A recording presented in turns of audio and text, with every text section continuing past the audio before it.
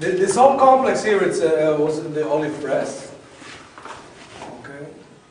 How do you pick the olives from the tree? Huh? You have to shake, right? You need to shake the tree real hard, and then the olives are falling down on the ground or on a rug. The ripe olives will be brought to this place. Okay, they will lay down here on this. We call it the cup. Looks like a big cup.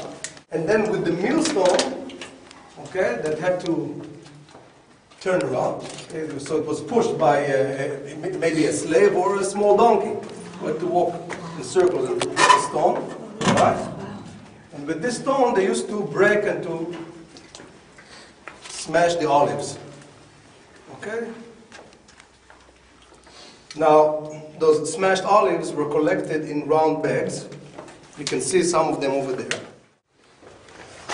See, look at the left side.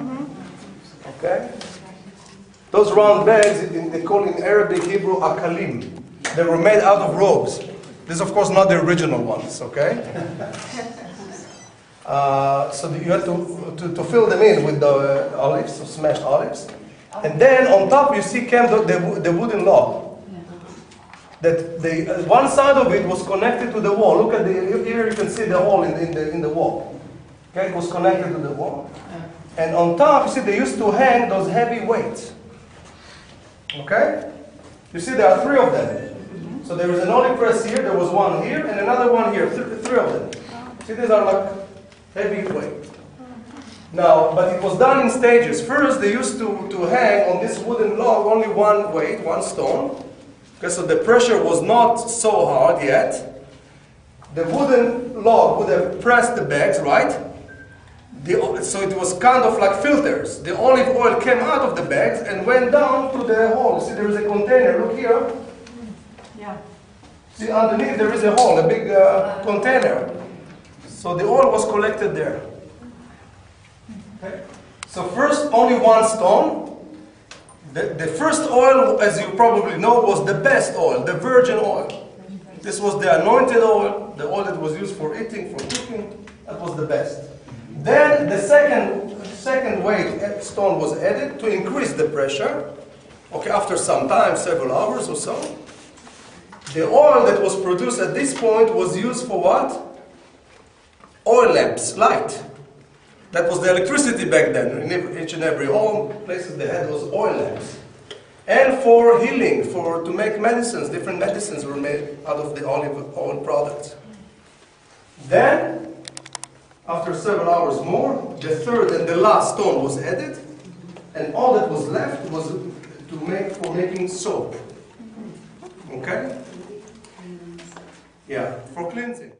Look at the millstone, how big it is and heavy. In other places, like when we'll be at Capernaum, you will see much heavier and bigger millstone, because the pits are very hard. The olive pits. And inside of them there is more oil, and there is another material which is known by the name lye. From the lye they were making soap. The soap from what is in the pit. And then the pressed olives were collected in bags, right, and were placed on a pillar or column, and then they were pressed. On top of the bags there was a wooden log. It was connected, one side of it was connected to the wall, on the other side they used to hang those heavy weights. The first press was the finest oil, the virgin oil, that was used as the anointing oil and for eating. Then when the second weight was added to increase the pressure, the oil at that point was used for healing, for making different medicines, and for light.